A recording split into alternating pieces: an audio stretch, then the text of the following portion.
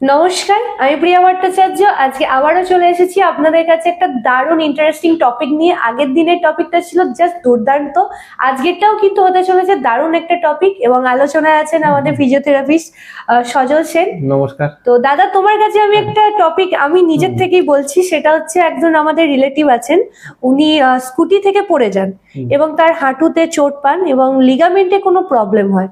তো তোমার কাছ থেকে আমি এর উপায়টা জানতে চাই, কি করবেন তিনি? আচ্ছা, এই যে বললেন না যে লিগামেন্টে চোট পেয়েছে, আচ্ছা একটা ছোট্ট করে আগে বলে রাখি, সেটা হচ্ছে আমাদের যে হাঁটুর যে লিগামেন্ট থাকে না, সেটা হচ্ছে গিয়ে ধরো ক্রস করে থাকে এরকম মাঝখানে একটা লিগামেন্ট। সামনে যেটা থাকে ক্রস করে সেটা হচ্ছে এসিএল, অ্যান্টেরিয়র ক্রুসিয়েট লিগামেন্ট। পেছনে যেটা থাকে সেটা হচ্ছে পোস্টেরিয়র ক্রুসিয়েট লিগামেন্ট। দুপাশে আর দুটো লিগামেন্ট থাকে, lateral collateral ligament, medial collateral ligament. তাছাড়া প্যাটেলোফিউমারাল লিগামেন্ট থাকে, উইসবার্গ লিগামেন্ট থাকে, টিবিওফিউমারাল লিগামেন্ট থাকে। এইবারে তুমি বললে না যে লিগামেন্ট ইনজুরি হয়েছে, এটা কিন্তু তোমার মতো অনেকেই এসে এখানে বলে যে লিগামেন্ট ইনজুরি হয়েছে। আচ্ছা, এবার কোন লিগামেন্ট ইনজুরি হয়েছে সেটা বুঝবো কি করে? ঠিক, এতগুলো আছে। সেটা এক্সরেতে সম্ভব নয়। আচ্ছা। আর এখন যেটা সব থেকে বেশি হচ্ছে, আমি আমার চেম্বারে যেটা সব থেকে বেশি দেখতে পাই, প্রতিদিন 5 থেকে 7টা করে লিগামেন্ট ইনজুরি। আচ্ছা। স্কুটি থেকে হচ্ছে, সিঁড়ি থেকে নামতে গেছে, জাস্ট পাটা একটু ঘুরে গেছে, হয়ে গেল। তারপর একটু গর্ত বা ইট পড়লো পায়ে, জাস্ট একটুখানি টুইস্টিং হলো, হয়ে যেতে পারে। খেলতে গিয়ে খুব হয় ছেলেদের, ফুটবল কিংবা এই সকালবেলা রান করছে, পাটা ঘুরে গেছে। এই তো এখন ইদানিং আমি এটা দেখতে এত পাচ্ছি ধারণার বাইরে। তো এই নিয়ে অনেকবার বলেছি। তো তুমি যেহেতু তোমার রিলেটিভ বললে, তোমাকে বলা মানে আপনাদেরও শুনে নিতে পারবেন। তো এটা খুব ইন্টারেস্টিং জিনিস যে আপনাদের পরিচিত দেখবেন কারুর না কারুর এটা হয়েছে।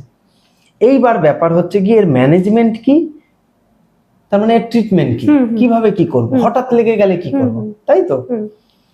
দেখা গেল হঠাৎ করে কারুর এটা হলো, টুইস্টিং হলো, সেক্ষেত্রে আমি কি করবো? আমি তো জানি না কোন লিগামেন্ট ছিঁড়েছে। তাহলে ইনিশিয়ালি বরফ দেওয়া, কম করে 5 থেকে 6 বার। আচ্ছা।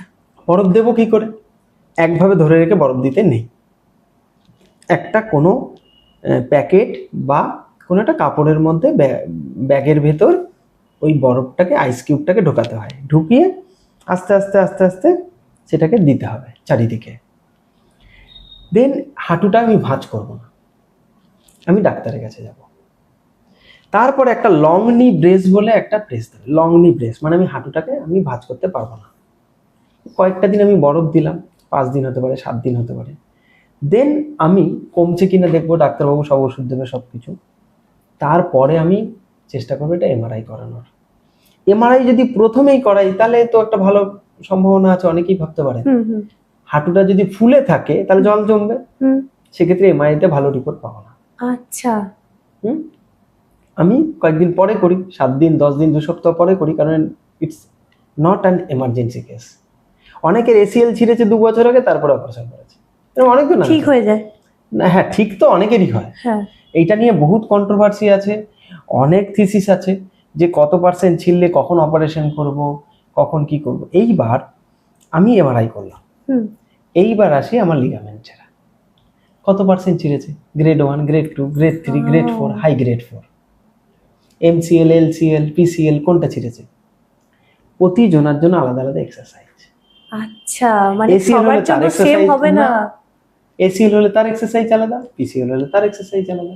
এবার হাই গ্রেড 4 যদি হয়ে থাকে, সেক্ষেত্রে ডাক্তাররা বলেন যে না, এটা আমরা অপারেশন করাবো, অপারেশন করাবো। আমাদের ক্ষেত্রে যেটা করানো হয় সেটা হচ্ছে না, দেখে নিই যে মোটামুটি এটা ঠিক আছে। এটা কন্ট্রোভার্সি, তাই আমি বলছি না গ্রেড কত হলে পরে আমরা ফিজিওথেরাপি করাবো। আমরা ফিজিও করাই, মানে এক্সারসাইজ করাই। এক্সারসাইজ করালে পরে যাতে আশেপাশের মাসেল পাওয়ার বেড়ে যায়, তাহলে ওর ওপর কন্টিনিউয়াসলি আটকে হবে না, মানে রিপিটেড ট্রমা ইনজুরি হবে না। রিপিটেড ট্রমা ইনজুরি যদি না হয়, ওটা হিল হওয়ার চেষ্টা করবে, তো ওটা হিল হয়ে যাবে। পরে একটা নর্মাল ব্রেস দেওয়া হয়, এটাকে বলা হয় হিঞ্জ নি ব্রেস। ওই হিঞ্জ নি ব্রেসটা প্রায় অনেক কটা দিন, অনেক কটা মাস বাদ দিয়ে হয়। আর যেমন বরফ যেরকম এক্সারসাইজ, ওটা হিল হতে আরম্ভ করে। আচ্ছা। কিন্তু এটা বেশি সব এমআরআই, যে গ্রেড কত হয়েছে, এটা কদিন লাগবে। কিন্তু এর সাকসেস রেট কিন্তু অনেক হাই, খুব ভালো। এটা যদি এসিএল বা পিসিএল সম্পূর্ণরূপে ছিঁড়ে যায়, সেটা যদি অপারেশন না করি, তাহলে কি হতে পারে? সেক্ষেত্রে বলা হয় আর্থ্রাইটিস খুব তাড়াতাড়ি গ্রো করবে, পাটা খুব তাড়াতাড়ি ফলস খাবে। অনেকে এসে বলে যে আমার পা ফলস খাচ্ছে, তা আমরা ধরে নিতে হবে একদম। এইবার অনেকের ক্ষেত্রে আছেন যে ওটাকে বলা হয় যে এসিএল ছিঁড়েছে না পিসিএল ছিঁড়েছে, মানে একটা টেস্ট করা হয়, অ্যান্টেরিয়র ডয়ার টেস্ট আছে, অন্যান্য টেস্ট আছে। তো এখন এমআরআই যেহেতু বেরিয়ে গেছে, সব থেকে সুবিধা হচ্ছে এমআরআই করে দেখে নেওয়া। লিগামেন্ট ইনজুরি নিয়ে খুব ভয়ের কিছু নেই, শুধু হলে আমি নিচে বসে যাব না, মানে ইন্ডিয়ান টয়লেট ইউজ করব না, আচ্ছা, যাতে ওটা এক্সেসিভ ছিঁড়ে না যায়, চাপ না পড়ে। তার জন্য লং নি ব্রেস দেওয়া হয়। তো এটা নিয়ে খুব চিন্তার বিষয় কিছু নেই, এটা জাস্ট সিম্পল জিনিস। আগে দেখতে হবে কি হয়েছে, তারপর এর ডায়াগনোসিস হওয়ার পর এর ট্রিটমেন্ট একদম ইজি। একদম। তো এই লিগামেন্ট নিয়ে আমার একটা ক্লিয়ার কনসেপ্ট দাদার সঙ্গে কথা বলে তৈরি হলো, মানে এত রকমের যে লিগামেন্ট হয় বা এত রকমের তার মানে আছে, প্রবলেম আছে, এটা তো আমার ধারণার বাইরেই ছিল। তো প্রথম ভুল যেটা আমরা সকলেই করে থাকি সেটা হলো যে লিগামেন্ট লেগেছে মানে যে সবার সেম সেটা না, ও যে ব্যায়ামটা করছে বা ওর যে ট্রিটমেন্ট সেটা আমি দেখে দেখে করবো, এটা একদমই করবেন না, যেটা আমি বুঝতে পারলাম দাদার সঙ্গে কথা বলে। একদম নিজে ডাক্তারি করা যাবে না, একদম একদম। কারণ লিগামেন্ট শুনতে একটা শব্দ, তার ভাগ কিন্তু প্রচুর। তো আপনাদের প্রথমেই যেটা করতে হবে, এরকম যদি কিছু হয়ে থাকে, দাদা যেগুলো বললো সেগুলো বাড়িতে করুন, তারপর ডাক্তারের কাছে যান, ডাক্তারের কনসাল্ট নিন। তো এইভাবেই কিন্তু আপনারাও এই সমস্যা থেকে মুক্তি পাবেন। তো এই ভিডিওটা দাদা এখানেই শেষ আমাদের। তো এই ভিডিওটা আমরা এখানেই শেষ করছি, খুব তাড়াতাড়ি দেখা হবে আর একটা নতুন ভিডিওতে। ততদিন অবধি সবাই ভালো থাকবেন, সুস্থ থাকবেন। নমস্কার।